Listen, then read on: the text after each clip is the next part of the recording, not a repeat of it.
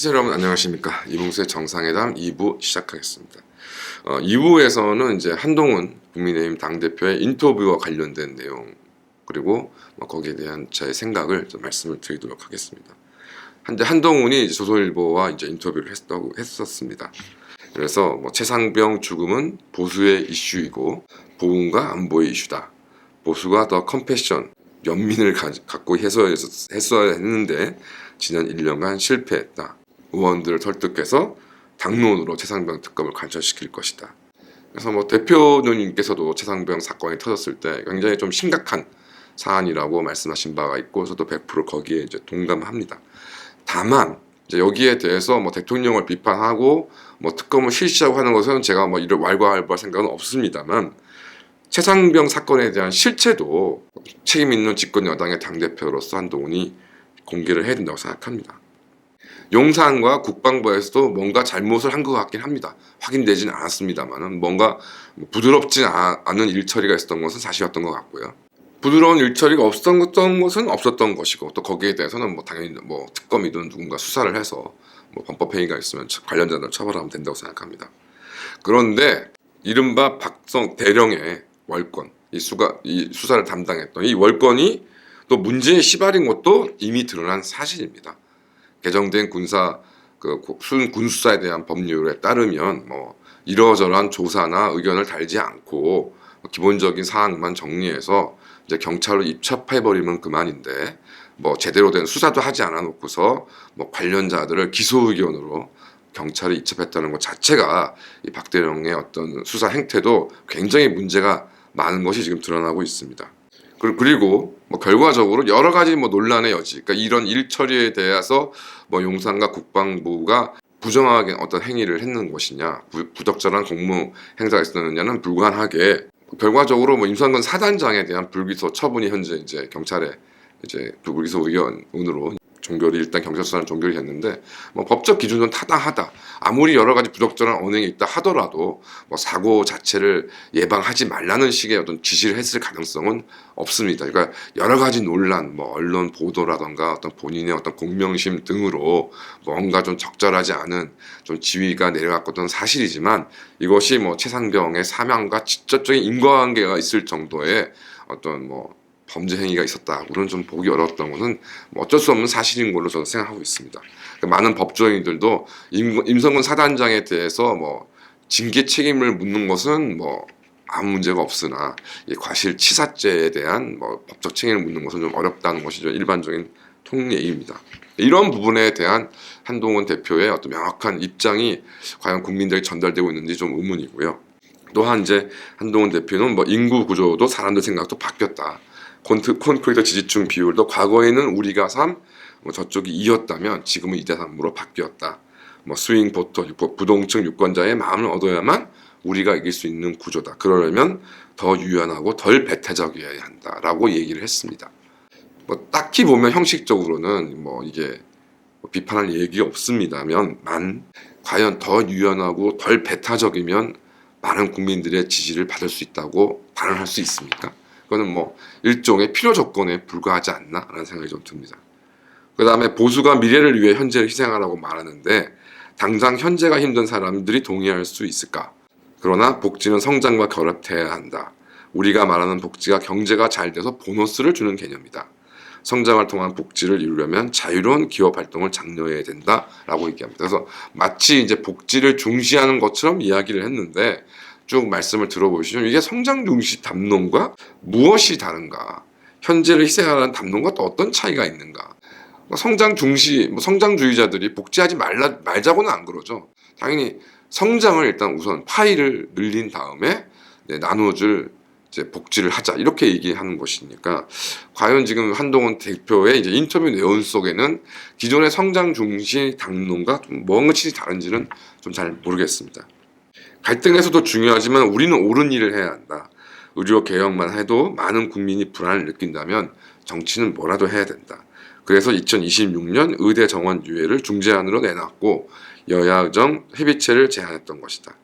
논리적으로 이제 가능한 중재안이기는 합니다. 이제 정부의 입장과 이제 의료계의 입장을 절충해서 이제 좀 약간 유예 기간을 두자는 것인데 뭐 논리적으로는 가능한 중재안입니다만 이러한 논리적으로 가능한 중재안만 내놓는 것이 정치라고 볼 수 있는 것인지, 결과적으로 이 제안은 뭐 용산과 의료계에서 즉각적으로 거부당했습니다. 그러니까 아무런 협의가 없었던 것이 아닌가, 있었다면은 뭐 제가 잘못 안 것이겠습니다만은 결국 이게 무슨 의미가 있는 것인가? 그러니까 뭐 이런 제안을 해서 뭐 양쪽에도 즉각적으로 거부하고 뭐 그런 거에 대해서는 서로 뭐 좁혀진 입장에 좁혀진 바가 없는 것. 과연 이게 어떤 논리나 어떤 가능성의 의미가 있는 것인지 잘 모르겠고요. 그 다음에 한동훈 대표는 장관 때 진중권 교수가 한 방송에서 한동훈이 180대 1로 싸우면서 늘 이기는 이유는 이기는 자리에 서 있기 때문이라고 한 적이 있다. 제가 사람들 생각에 더 옳고 공감받을 수 있는 자리에 선다는 뜻으로 받아들였다. 순간의 유불리를 위해서 가방을 받는 것은 괜찮다고 말하지는 않겠다는 것이다. 그래서 김건희 특검에 관한 것인데, 가방을 받는 것은 문제가 없다는 것과 이 특검 문제가 직접 연결되는 건 아니라고 생각합니다. 어쨌든 김건희가 여러 가지 좀 잘못을, 부적절한 행동을 했던 건 사실이고 뭐 이에 대해서 필요하다면 뭐 특검을 하는 것 자체가 어떻게 보면 당연한 수순입니다만은 뭐 다들 알다시피 어차피 뭐 김건희 특검, 태상병 특검, 그것이 특검이 목적이 아니라 탄핵 국면을 조성하기 위한 이제 공작의 일환인데, 과연 이 부분에 대해서는 어떠한 보관을 가지고 있는 것인지, 뭔가 지지자들한테 이런 탄핵이나 탄핵 광풍이나 탄핵 공장을 좀 두려워하는 지지자들한테는 뭔가 얘기를 해줘야 되는 것이 아니냐라는 생각이 좀 듭니다. 그러면서 나라가 잘 되는데 도움이 되는 것, 그리스적으로 말하면 공공선에 도움이 되는 것이 정치의 본질이라고 생각한다.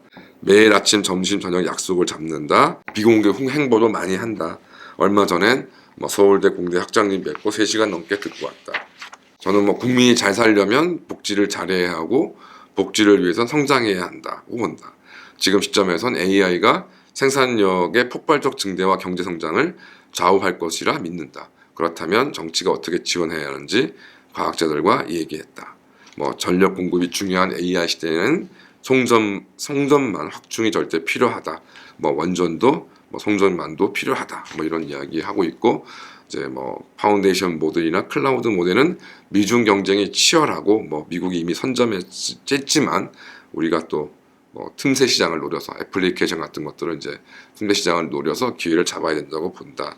뭐 그러면서 이제 그리스 뭐 고전을 좋아한다고 합니다. 그래서 헤로도투스의 뭐 역사, 크세노폰의 페르시아 원정기, 투키디데스의 펠레폰의 전쟁사 뭐 이런 것들을 이제 주로 굉장히 애독하고 뭐 있다고 하는데요. 뭐 제가 뭐 저도 뭐 고대 그리스나 이런 거 잘 모르는데, 다만 이런 뭐 고대 그리스의 역사가와 철학자들이 명절을 저술했던 건 사실이고, 당연히 그것이 뭐 인류 어떤 문명의 금과 옥조로서 수천 년간 애독되고 연구되고 감탄을 자아내기도 하는 건 사실입니다. 그런데 현실은, 그러니까 고대 그리스, 고대 아테네의 현실은 중후전치였습니다. 결국에 이렇게 숱하게 많은 훌륭한 역사가와 철학자들이 그 현실을 간파하고 이를 타파하기 위해 수많은 이야기를 했었습니다만은, 결과적으로 아테네에는 중후 정치가 넘쳐났고, 그런 것들을 뭐 우왕좌왕, 어느 때는 너무나 소극적으로, 국력에 비해 너무 소극적으로 움직이는 바람에, 어느 때 이제 말기에는 특히 자신의 국력을 생각하지 않고 만용을 부리는 바람에 뭐 쇠락과 멸망의 길을 걸었던 것이 사실입니다. 그렇다면, 그러니까 이런 뭐 정치학자라면 모를까, 현실 정치가라면 이렇게 앞서 말한 뭐 크세노폰, 헤로도투스, 뭐 투키디데스 이런 사람들이 그렇게 당대 혹은 역사적인 어떤 안목을 가지고 비판을 했는데도 불구하고 그것이 달성되지 못한 이유에 대해서는 어떻게 고민하고 계신지가 궁금합니다.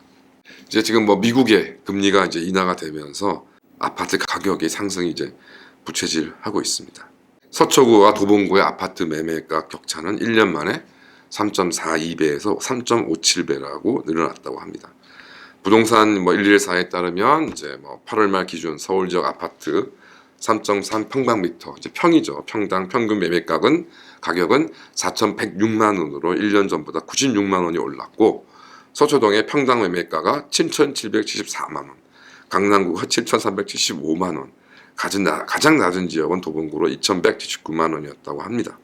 그러니까 전반적으로 이제 정말 윤석열 정부 들어와서도 뭐 서울을 기준으로 했을 때 아파트 가격이 상승하고 있고, 더군다나 이른바 강남권과 비강남권의 격차가 더 벌어지고 있다는 현실인 것이죠. 최근 이제 모든 나라가 뭐 엉망진창이긴 합니다. 앞서 말씀드린 것처럼 런던 같은 경우에는 뭐 소득의 80% 이상을 주거비로 부담하는 현실이고, 파리는 뭐 70%뭐 이런 상황입니다. 그러니까 1870년에 이제 이른바 유명한 보블 전쟁, 프랑스 프라시아 이제 전쟁에서 이제 프랑스가 패배하고, 이제 그런 외부적인 전쟁의 패배뿐만 아니라 내부적으로는 이제 극심한 이념 대립이 벌어지면서 뭐 이제 공산주의자들에 의하면 최초의 공산주의 국가, 그러니까 파리 꼬민이라는 것이 이제 1870년에 이제 파리에 결성이 되면서 이제 끔찍한 일들이 벌어졌는데, 이 사태가 벌어지기 전에 이제 프랑스 이제 파리에 사는 근로자들은 소득의 3분의 1을 주거비로 사용을 해서 굉장히 그 큰 불만과 고통을 겪었다고 합니다. 그런데 전반적으로 지금 전 세계가 우리나라를 포함해서 현 상황은 이제 이를 뛰어넘고 있는 실정입니다.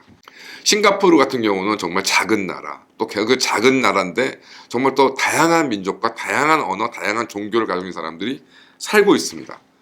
그래서 뭐 이광효가 이제 싱가포르를 건국했다고 할 수 있는 이광효가 이제 엄청나게 통제적인, 뭐 그 사실상 공산주의 체제를 방불케 하는 엄청나게 통제적인 정책을 사용해서 이제 국가가 유지되고 있었습니다만은, 더 중요한 부분은 무엇일까요, 과연? 가장 중요한 지점은 역시 주택 문제가 아닐까. 이렇게 종교도 다양하고 이념도 다양하고 민족도 다양하고 나라는 크지 않아서 뭐 어지간한 주위에 웬만한 나라에서 툭 건드리면은 쓰러질 만한 조그만 나라가 지난 수십 년 동안 눈부신 성장과 함께 안정을 보인 것은 이익환효가 했던 그런 통합적이라 할 수 있는 그런 통제 기구에만 원인이 있는 것이 아니라, 그 이익환효가 최소한 주택 문제를 안정시키기 위해서 끊임없이 노력을 했기 때문에 현재에도 굉장히 권위주의적인 체제가 유지됨에도 불구하고 전체적으로 안정적인 기조를 유지하고 있는 것이 가장 중요한 이유라고 생각합니다. 이런 것들이 리쿠안유가 굉장히 똑똑한 사람이고 뭐 자본주의 이런 거에서 정통한 사람인데, 이 사람이 공급 확대로 주거 환경을 안정시켰었는가. 기타 그나마 주거 문제가 좀 덜 심각한 나라들 같은 경우는 안정적인 공공주택 공급이 있었다는 것이 다 뭐 현재 현실적으로 확인되고 있습니다. 그러니까 이렇게 하루가 다르게 지금 서울 뭐 지방의 격차는 제가 말씀도 안 드렸습니다. 이런 상황에서 하루가 다르게 악화되고 있는 주거 환경에서 도대체 권력이 중산층과 서민층을 어떻게 포용을 해야 그 지지를 끌어올 수 있을 것인가. 이 부분에 대해서 한번 한동훈 대표가 생각을 좀 해봤으면 생각이 들고요. 또 본인 스스로가 이제 이른바 4차 산업혁명, 첨단 산업을 육성하기 위해서 전기 공급을 확대할 것이다. 그 자기가 이제 정책의 목표라고 얘기를 했습니다. 근데 지금 현재 뭐 앞으로도 우리가 전기를 생산하고 전기를 공급하는 데 있어서는 필수적으로 용지가 필요합니다. 송전탑 하나를 세워도 그 송전탑에 있는 부지에 대한 권리를 취득을 해야 됩니다. 이것이 다 부동산 가격과 직결되어 있지 않습니까? 그렇다면 우리가 전기를 마음껏 많이 더 생산하고 더 많이 공급하기 위해서 부동산 가격이 안정이 되어야만 이것도 달성이 가능한 것인데, 또 어느 모로 보아도 뭐 앞으로 자유로운 기업 활동을 보장하기 위해서라도 부동산 가격이 문제인 것이고, 국민의 기본적인 생활, 뭐 중산층, 서민층의 어떤 지지를 확대하기 위해서도 주거 정책이 가장 우선적이라고 생각합니다. 이 부분에 대해서 과연 고민 없이 한동훈 당대표 개인이나 국민의힘에게 과연 어떠한 미래가 있을 것인가 다시 한번 묻지 않을 수 없다라는 생각이 좀 듭니다. 감사합니다.